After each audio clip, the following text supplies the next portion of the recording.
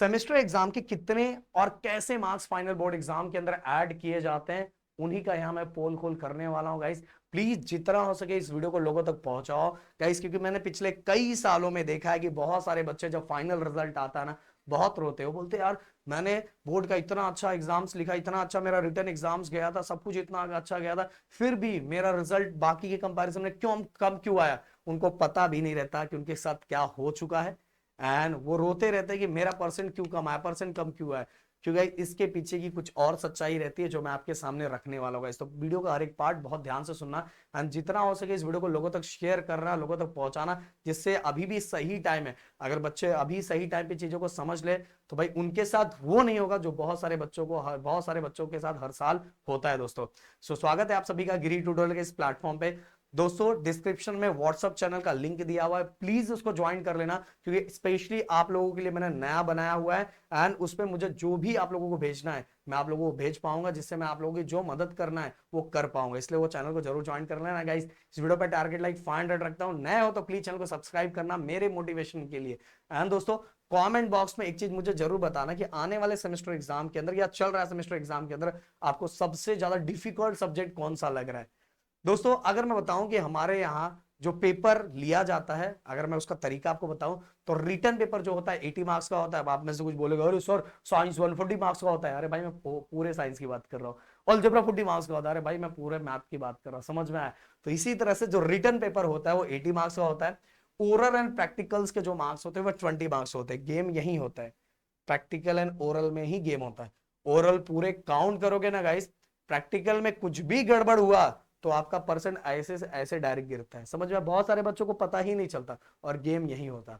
दोस्तों एक चीज और बताना चाहूंगा, दंगल 3.0 जो हमारे ऐप का सबसे फेमस बैच है 10th स्टैंडर्ड बोर्ड एग्जाम का, जो 1 मंथ के अंदर प्रदीप सर राहुल सर से डायरेक्ट पढ़ने का मौका मिलता है, वो जल्दी लॉन्च होने वाला है हमारे ऐप पे। एंड दोस्तों जो हमारे यूट्यूब का बैच है पंच का बादशाह 5.0, बाप रे 5.0, तो गाइस पांचवा बैच लॉन्च होने वाला है। यूट्यूब इतने साल ऐसी थोड़ी हो गया गाइस, तो पंच का बादशाह भी आने वाला है, उसके बारे में भी अनाउंसमेंट किया जाएगा।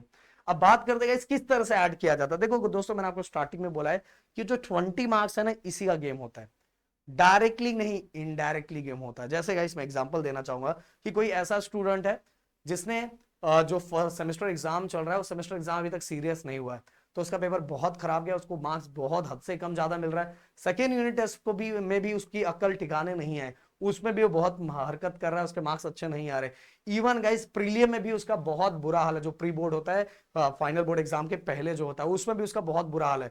बट उसको प्रीलियम के बाद अकल ठिकाने आ गई कि भाई अब तेरे पास बहुत कम टाइम बचा, अगर इसमें नहीं किया तो बोर्ड एग्जाम में तो लटक जाएगा। और उस बच्चे की अकल ठिकाने आ चुकी है, वो बच्चा दिन रात मेहनत कर रहा है, उसका रिटर्न पेपर भी बहुत अच्छा गया, बट ओवरऑल जितना उसने पेपर लिखा था, जिस पेपर वाइज पर जब रिजल्ट आया, तो उसका वो परसेंट जितना वो सोच के रखा था उससे थोड़ा कम आया, उससे कम आया या बहुत ज्यादा कम आ गया। वो शौक, यार पेपर तो मेरा इतना अच्छा गया था, मेरा परसेंट तो ये आना चाहिए था, मेरा परसेंट ये क्यों आया। तो इसके पीछे का रीजन ये था कि भाई जो आपने इतने दिनों में जो हरकत की थी, सबसे पहला हरकत semester exam, second unit test, prelim exam, इसमें आपने कुछ भी ध्यान नहीं दिया था। तो क्या इसके मार्क्स सर डायरेक्ट ऐड हो गए? नहीं भाई, इसके मार्क्स डायरेक्ट ऐड नहीं हुए, ध्यान से सुना, इसके मार्क्स डायरेक्ट ऐड नहीं हुए। बट दोस्तों आपने यहाँ पेपर अच्छी तरीके से नहीं लिखा, टीचर के दिमाग में ये भर गया है, दिमाग में ये बैठ गया है कि यार अगर मैंने इसको जो बोर्ड एग्जाम का चल रहा है उसके अंदर अगर मैंने इसको मार्क्स दिए, और इनकेस ये तो यहाँ कोई पेपर अच्छे से लिख नहीं रहा है, और इसने फाइनल बोर्ड एग्जाम में भी अगर अच्छे पेपर नहीं लिखे, तो क्वेश्चन मार्क मेरे पे आ जाएगा कि इसको प्रैक्टिकल और ओरल में इतने अच्छे मार्क्स कैसे मिले और रिटर्न में इतने अच्छे मार्क्स क्यों नहीं मिले। तो ये डर के कारण बहुत बार ऐसा देखा जाता है कि लास्ट में बच्चा 1 मंथ में जो मेहनत करके रिटर्न में तो निकाल लेता है, बट प्रैक्टिकल में उसको वो मार्क्स नहीं मिलते जितना उसको उस समय मिलना चाहिए, जितना उसने मेहनत किया था। इसलिए ओवरऑल परसेंट के जब ओवरऑल जो उसको परसेंट मिलना चाहिए उससे उसका परसेंट डाउन हो जाता है। तो गाइस इसलिए डायरेक्टली ऐड नहीं होता, पर इनडायरेक्टली बहुत बार ऐड होता है। बट गाइस इसके पीछे एक और बात बताना चाहूंगा कि बहुत बार मैनेजमेंट का लास्ट में फोकस होता है कि भाई कोई कोई टीचर्स कभी कभार अपना बच्चों का फेस देख के, अब ज्यादातर टीचर ऐसा नहीं करते, पर कुछ टीचर्स ऐसे होते हैं जो बच्चों का फेस देख के, साल भर की हरकत देख के, उनके साथ मस्ती देख के थोड़ा थोड़ा मार्क्स कम कर देते हैं। पर मैनेजमेंट का फोकस होता है, मैनेजमेंट का फोकस इसलिए होता है क्योंकि उनका स्कूल का रिजल्ट, स्कूल के साथ कॉम्पिटिशन होता है, स्टेट के साथ कॉम्पिटिशन होता है, और इसका फायदा बच्चे को होता है, इसीलिए उनका फोकस होता है। बट जहां फोकस नहीं हो वहां ये गेम अच्छे से हो जाता है। और इसका असर उनके ओवरऑल परसेंटेज पे हो जाता है। तो सर फिर मुझे क्या आउट ऑफ मार्क्स निकालने पड़ेंगे? अरे नहीं भाई, मैं फिर से बता रहा हूं, आउट ऑफ मार्क्स निकालने की जरूरत नहीं। मेरे तरफ से आप सभी को एक ही टिप्स है, अगर आप ऐसे स्टूडेंट हो कि सर मुझसे पूरा अभी नहीं हो पा रहा है, नहीं कर पा रहा हूं सर, और कुछ ही दिन बचे हुए हैं, अब इतने दिन में मैं क्या ही कर लूंगा, तो देखो दोस्तों, अगर आपको साइंस 1 का 7 चैप्टर आ रहा है, जैसे एग्जाम्पल है, अलजेब्रा का टोटल 6 चैप्टर आ रहा है, या 5 चैप्टर आ रहा है, 6 क्या 7, 6 तो वही है, और मान लो 4 चैप्टर आ रहा है, तो एटलीस्ट अगर 4 नहीं कर पा रहे तो 2 करो, एंड 2 अच्छी तरीके से करो, हर क्वेश्चन करके जाओ। अब सर ऐसा सर मेरे मार्क्स दो चैप्टर के तो चले जाएंगे, अरे मेरे दोस्त यही तो एक टॉपर सोचता है। जैसे मान लो साइंस के 7 चैप्टर आने वाले हैं, 7 में से बस आपने 5 किया है, 5 के हर क्वेश्चन किए, 1 marks question, 2 marks question, 3 marks, 4 marks, 5 marks, सब करके रखा है, वो चैप्टर का जो आया, जिससे आपको क्या फायदा होगा पता है? जैसे आपका ये सेमेस्टर एग्जाम खत्म होगा, क्योंकि इसके रिटर्न के तो मार्क्स नहीं ऐड होने वाले, रिटर्न के मार्क्स नहीं ऐड होने वाले, बट 5 चैप्टर से भी आप एक अच्छा खासा स्कोर निकाल लोगे। वो स्कोर निकाल लोगे उतना, अगर आपने स्कोर, आप बस फेल नहीं हो रहे हो ना, तो आपके इंटर पे कोई असर नहीं पड़ने वाला, इंटरनल मार्क्स पे कोई असर नहीं पड़ना है, बट अगर आप फेल हो जा रहे हो तो बुरा असर पड़ेगा। तो यहाँ एक प्रॉफिट ये होगा कि 7 में से आपने 5 चैप्टर कर लिए, 5 चैप्टर से आपने एक पासिंग मार्क्स से ऊपर वाला मार्क्स निकाल लिया, अब ऊपर क्या उससे भी ऊपर 7 में से 5 कर लिया ना, बहुत अच्छा स्कोर कर लोगे भाई, हद से ज्यादा अच्छा स्कोर कर लोगे।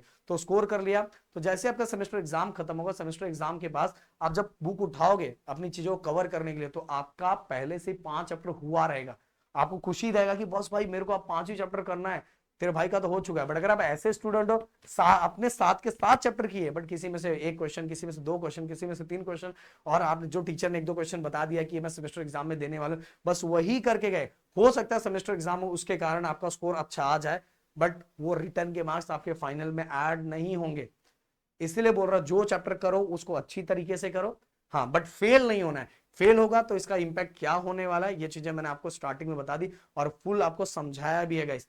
यहाँ डायरेक्टली चीजें नहीं होती, इनडायरेक्टली होती है। तो एटलीस्ट सीरियस होके आप जो भी चैप्टर करो उसको पूरी तरह से करो, और पूरी तरह से करोगे तो आपका स्कोर आ जाएगा, अच्छा खासा आ जाएगा, एंड साथ में आपका सिलेबस भी बहुत अच्छी तरीके से चलेगा, आपका टाइम भी खराब नहीं होगा। सेमेस्टर एग्जाम के चक्कर में बहुत सारे बच्चों का टाइम खराब हो चुका रहता है, क्योंकि बस वो इंपॉर्टेंट 2-4 क्वेश्चन पढ़ते हैं, हो सकता है उसके कारण सेमेस्टर एग्जाम अच्छा चला जाए, बट फाइनल एग्जाम्स के अंदर बैंड बच जाएगी, क्योंकि ये आपका टाइम खराब हो चुका रहेगा। तो शायद जो बातें मैंने बताई जरूर आप उसको फॉलो करोगे और लोगों तक शेयर करो, क्योंकि गाइस इतने सालों में ये चीजें हमने देखी है। तो मिलते हैं नेक्स्ट वीडियो में। Thank you so much guys, जय हिंद एंड जय महाराष्ट्र दोस्तों।